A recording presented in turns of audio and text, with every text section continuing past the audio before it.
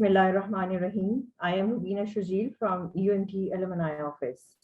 Pakistan is one of the most renowned countries in the world in the manufacturers of sports equipments. And Forward Sports, a Pakistani-based company in Sialkot, is an innovation-driven football-making company which has maintained the largest global presence with renowned global brands like Adidas. Forward Sports is the official supplier of Adidas Telstar 18, the official match ball of FIFA 2018, and also supplier of Football World Cup 2014. We have with us Director Forward Sports Pvt Limited and UMT alumnus, Mr. Hassan Masood Khawaja. Mr. Hassan, I welcome you in this interview session. Thank you, Rubina. Let's start. Please share the history of Forward Sports Pvt Limited and what technology advancements and innovations have company made to remain on top around the globe. Forward Sports, we started our football business in 1991. It is a family-oriented company. And back in 1990s, the football was produced mainly with one technology. It was hand stitch, where one person is sitting on the floor and stitching different panels of the ball. And it took about 8 hours to finish 4 balls by one individual. So at that time, this was the technology available throughout the world, only one technology. So we started with that with 50 people. And our initial capital investment at that time was about 2 million.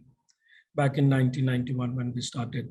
Gradually, when we reached 2000, at that time there was a big impact, a big influence from the European companies regarding the use of child labor in Pakistan.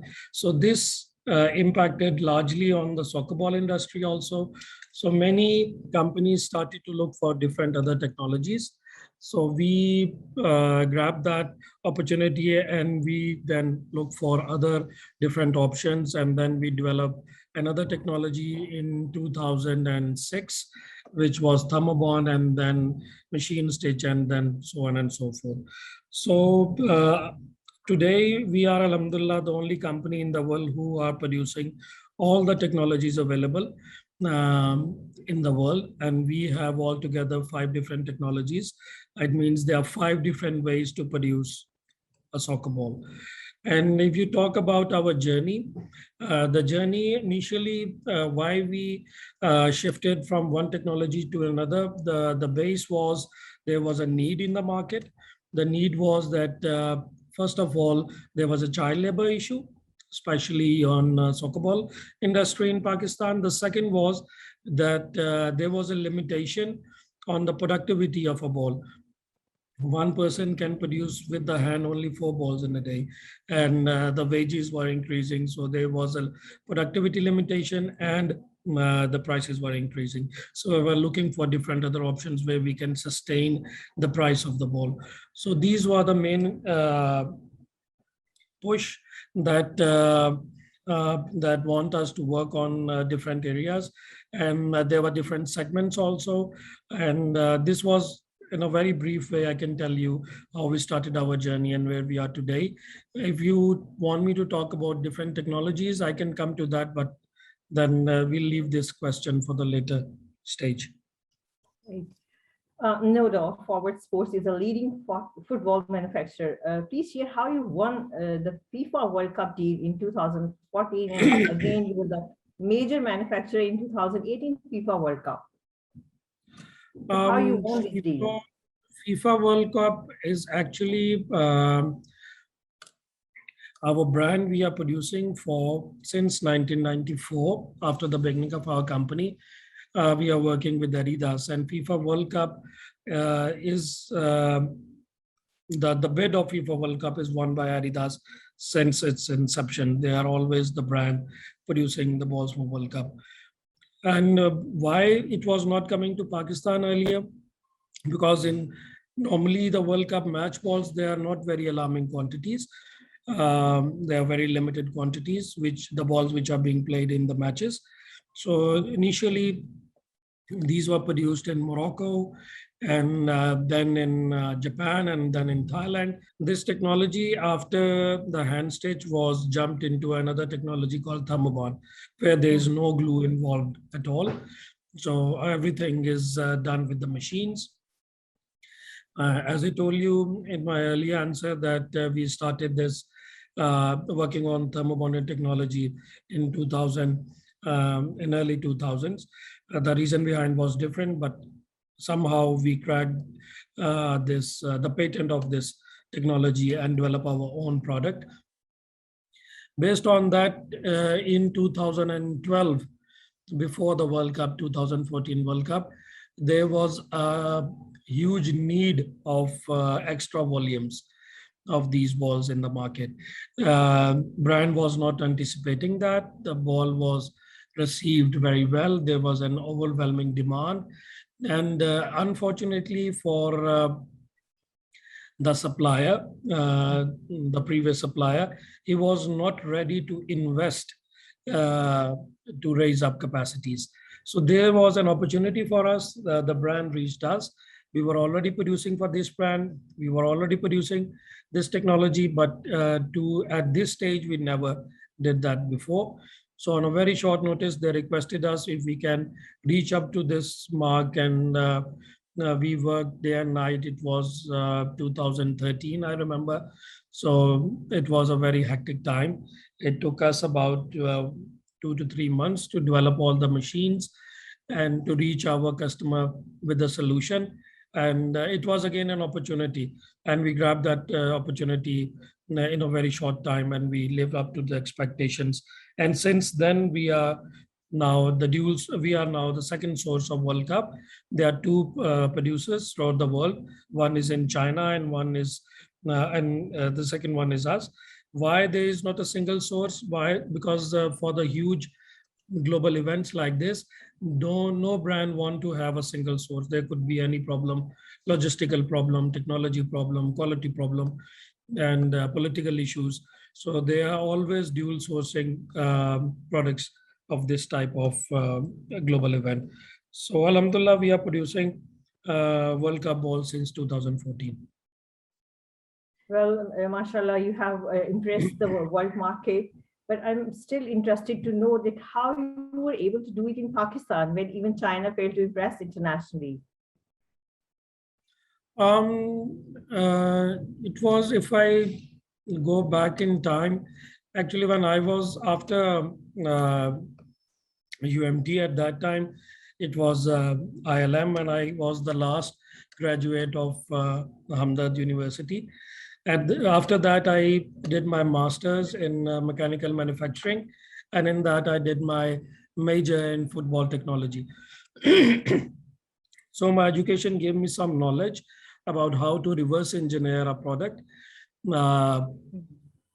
understanding the different parameters of the product and how to bring different technologies into it.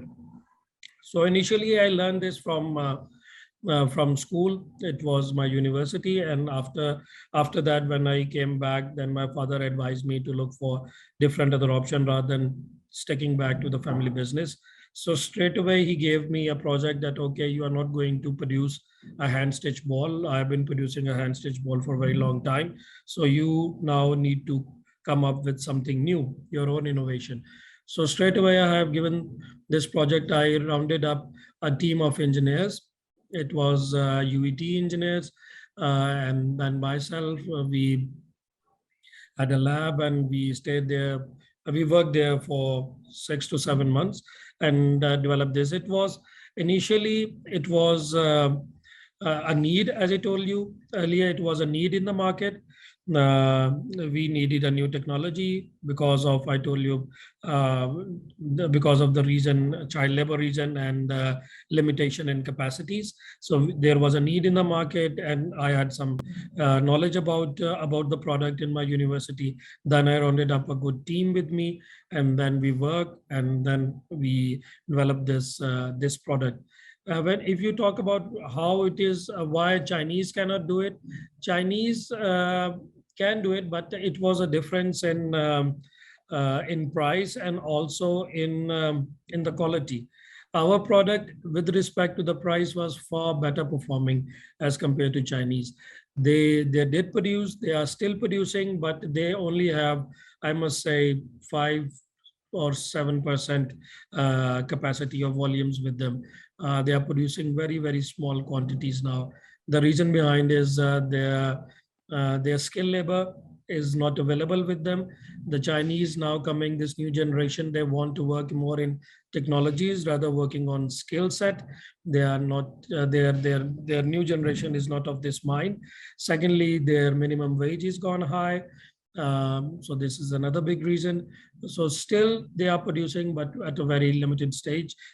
Like every business, if there is an opportunity and if you grab that opportunity in time, this is something which called success. So we had an opportunity, we worked on that, we gave the product which is not patent, which is our patent, which is different than any other product in the world, and it was economical also for the producer, for the brand. So this is why we were able to produce in Chinese. They were able to produce, but they cannot sell. Well, no doubt, UMT has produced leaders like you. In 2016, Forward Sports achieved Best Performance Awards in sports category, and you were winning this award from the last 9 consecutive years. So how you maintain the winning quality standards? When you talk about this award is actually the most products or the most exports value in a category. This is a national award. We have been winning this award since, I believe, 2009 or 10. It's been a very long time. The consistency is that what we have in our organization, what we try to develop is, one thing is that we always look for the product life cycle. Okay, for every product, like I told you, we have 5 different technologies. Every product has a life cycle. So when we realize that, okay, the product has reached its maturity, we try to develop a new product, okay, which should counter the same value and also has the same price tag. So that is why since 2006 till today, since 2006 when I joined, there was only one technology. Now there are 5 different technologies. So whenever we feel, okay, this technology is dying down, we develop a new a new technology. For example, like I told you, if I give you a clear example in numbers, in 2006-7, we were producing about 600,000 balls. Only one technology, which was hand stitch. Today, we are producing almost what we are producing now. Our total production contains hand stitch in percentage, not more than 2%. So 98% of the balls are now produced in different other technologies. And still we are producing about, now we are producing more balls, alhamdulillah, we are producing about 800,000 balls today per month. But back then it was 600,000, but all hand stitch, but now it's only 15,000, 10,000 balls per month of hand stitch. So this shift is because when we reach, our product reaches a maturity, we develop something new. So if you can call our core strength is development.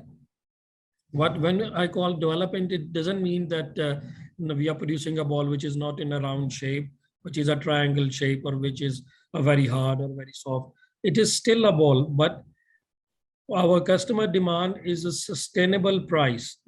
To reach that, we come up with different options how to reduce or sustain the price. Even though that the minimum wages are increasing, raw material prices are increasing, logistics price are increasing, we need to sustain our production prices. So this is how we are doing it, developing new and new products.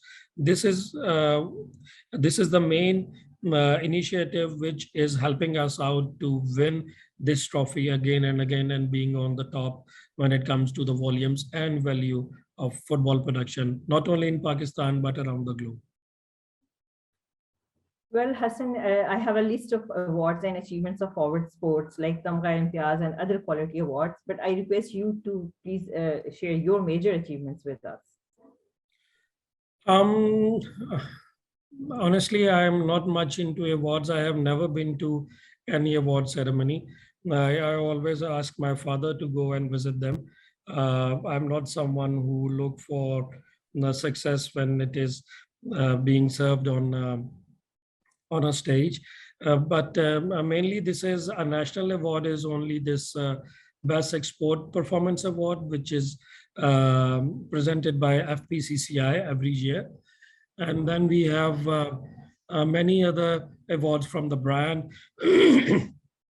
Last year we won the quality award. Then we have speed award. Speed award means that lead time is we have the best lead time. Our average lead time is 30 days, and our minimum is 15 days lead time. So we have speed award. We have availability award.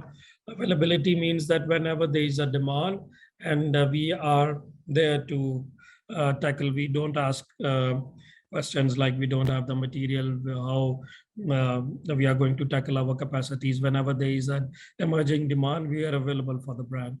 And then we have Innovation Award. This was again a national award by the government of Pakistan.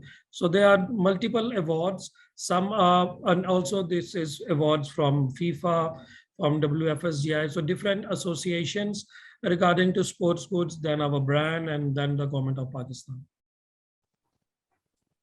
Great to know.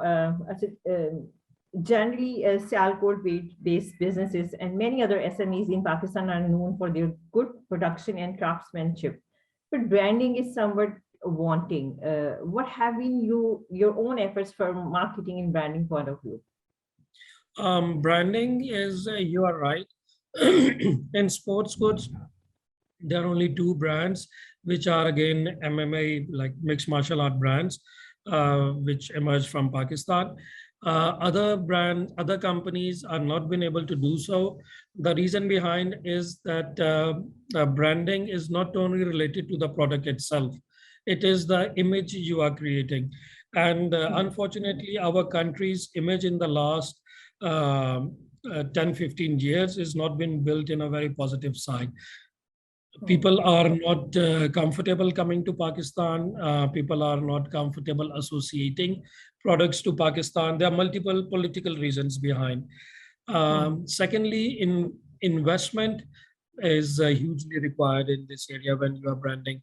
You are producing a product, but then you are throwing the money at a very large scale, buying clubs, buying associations. So this kind of investment, our area, when we talk about sports goods area, we are not in a large scale industry.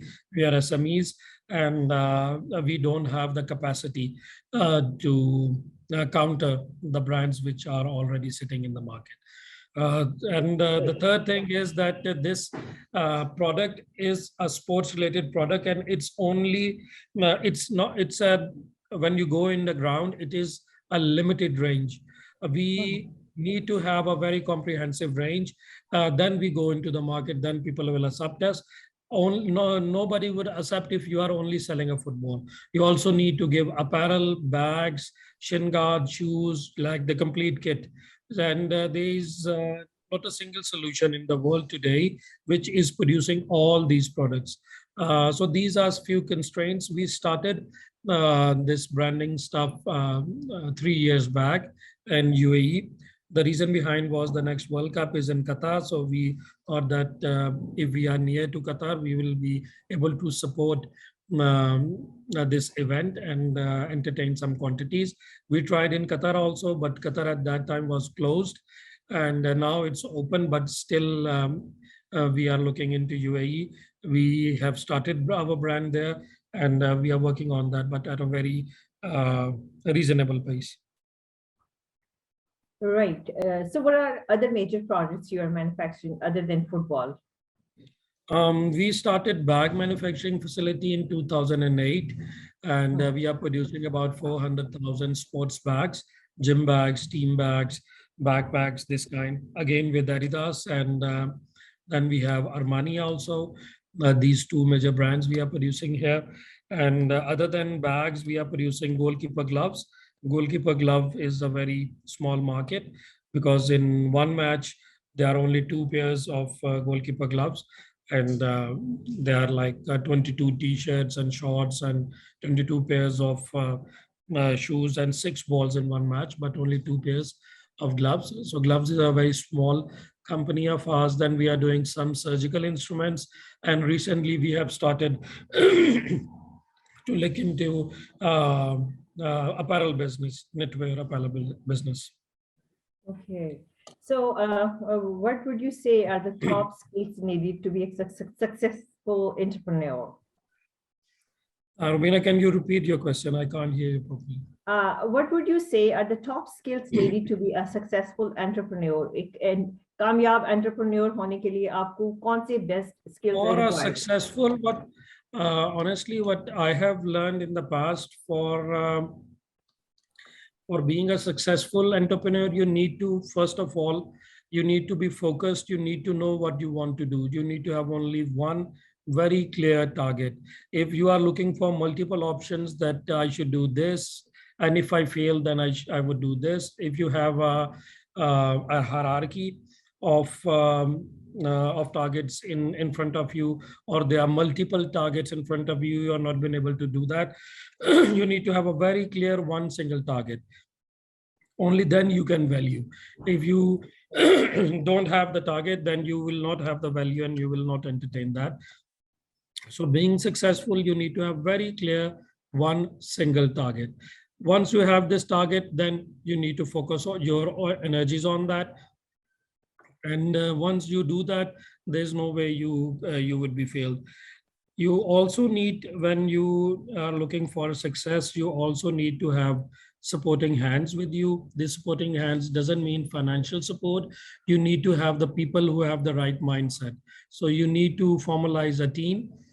This team could be hired. This team could be your friends. This team could be your family. So you need to have a positive mindset team with you. If people around you would tell you again and again that you will not be able to succeed, then you are demotivated straight away.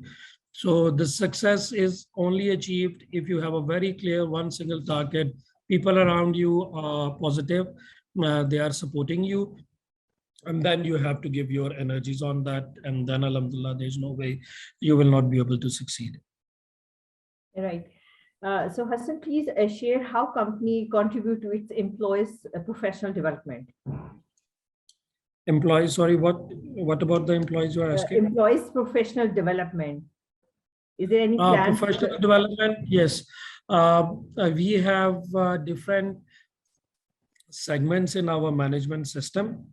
And every year, there are two different techniques we use to improve our team.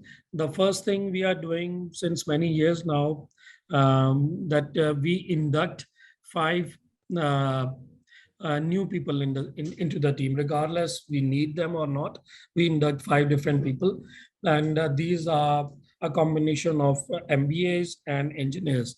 We straight away hire 5 people and we throw them into the system and help them out to learn different processes each month. And after 4 to 5 months, when they are ready, we get their feedback from their respected managers, and then we put them as a backup. So we're always working on a backup team. Second is to refine the performance of our current employees. We conduct, there are 2 different training initiatives we have. One is by the brand itself.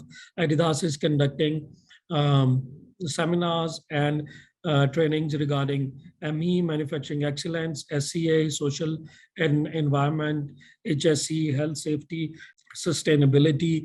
There are different areas where they are giving us training, and then we send our people out for training on the emerging trends in the market, like new industry revolution, industry 4.0. We send our people on that, and then Kaizen events and also this Six Sigma thing. So depends on which hierarchy level you are and in which department you are. We send our people on annual basis to these trainings. Most of these trainings are conducted within our organization. The quality related Six Sigma trainings and HSE trainings, we do that. We have an independent department, we call it training department. So these people, they first train our management and they translate the same training in Urdu language and then bring it down to the supervisor level. And then for the final workforce, because these people, we cannot, they are huge in numbers, we cannot take them out or cannot give a training to 2,000 to 3,000 people at one time. So we take out in segments, like 50 people segment at a time, and bring them to the training area and give them the basic training. For example, the last few trainings were regarding COVID standards and then HSE standards after COVID. So these are the very beginning level stage workforce that we train. So training is always happening. We have an independent department which is always there to train our resources. So what message would you like to give to our alumni community? Which message to whom? The students? To alumni community, to UMT alumni community. Alumni, I am in contact with my batchmates. Still with the most of them, I am still in contact. And the thing is that the people you study with, the people you spend your time with, they are the oldest colleagues and friends of yours. So you need to be closer. In today's world, especially, everybody needs a helping hand. Everybody needs a shoulder. Everybody needs someone to advise, to go to. So these alumni, they can help each other in giving confidence and giving motivation, sharing their experiences. And so alumni can help each other a lot. As I told you, I'm still in contact with my batchmates and with my senior batch also. I'm still in contact. They still come to me or I reach to them and we help each other out. And so far, these are the only people I'm in contact. But the overall alumni, honestly, I was not been able to unfortunately meet the whole batch or never attended any seminar or any event in UMT for a very long time. So the only people I'm in contact with are my batchmates or my seniors, the immediate senior batch I'm still in contact with. And they, time to time, they help me a lot, or I try to help them out whenever there is a solution required or an advice required. Any advice for young students? Young students, I must say, and now when youngsters, they came to me for a job, honestly, I don't feel that they have a clear vision. They don't have a clear target, what they want to do. This is a very unfortunate thing. And this is not limited to UMT only. I have students coming to me from NUST also, from UET also, from LUMS also. So unfortunately, this new breed, they don't have a clear vision. The only vision I feel they have is to work for 3 to 4 years in any reputable company, get some experience, and then move out of the country. So especially the people who have a GPA more than 3.5, they don't have a clear vision to stay in Pakistan. They only have a clear vision. They look for themselves out of Pakistan. This is a very unfortunate. The second thing is the people who are below 3.5 GPA, average 3 GPA. These are the people who are still striving to match the expectations of their family members or their group mates, that still I am something who can be of value. These people are working hard, but still they don't have a clear vision. Unfortunately, or what I have in my what I try to tell to my HR people, or when I'm hiring an interview, I straight away refuse those people who have more than 3.5 GPA. I honestly don't hire people because I know they are not going to stay. They are going to move. And this is a very long experience I have. No person with more than 3.5 GPA is going to stay with you. Very unfortunate thing. Second is that the people who don't have a vision, but they want to prove themselves, for them, we need to train them for at least 2 years to get them a vision, to get them a path where they can be successful. So again, if they are not, they don't have, after that time, if they don't have a vision, they are not helpful for us. That is why I told you we hire 5 people every year. One thing is we are growing. Second thing is the people who don't have a clear target, after 2 to 3 years time, they want to swap to different other companies. And just because they feel that, okay, now I have some experience, I can gain more salary, and they make their value by swapping companies. Work 2 years in one company, then shift it to another company, work there for 2 years, gain 20-30% more value in salary, then shift to another company. So this is a swapping way of gaining success. Honestly, the person who has changed their jobs more than one time in a year, we are not going to hire this guy. Or in the last 5 years, if we swap 3 jobs, we don't hire this person also. So this is a message for the new generation, which are going to be passed, inshallah, in few years. You need to have a clear vision what you are going to do. Your numbers honestly are not going to help. It's just a piece of paper. If you believe that 4 GPA is going to give you a job straight away, if you are coming to me, if I see 4 GPA, I'm not going to hire you, because I know you are going to shift to another company, or most of the time out of the country. Okay, so please don't focus only on your GPA. Focus on what you want to be. Either you want to be a good entrepreneur, or you want to be successful in finance or marketing or management, whichever role. If if you ask me which area, then I would say we have many finance people, we have many marketing people. We don't have a good management, a middle level management with us. All the top managers in most of the manufacturing industry, I'm not talking about the service industry, the manufacturing industry, most of the top management people are the one who have a skill set, and later they polish their academic skills. These were the people who are working with hand, and afterwards they learned how to use computer with some trainings, or maybe an executive MBA and stuff like this. I don't find a single person who is graduated from a very good university and is working in a manufacturing sector. No, there is no such people like that. So we are lacking good managers in Pakistan. So please have a clear focus. Look for the management skill, polish them, and don't work on your good numbers. This is just a number.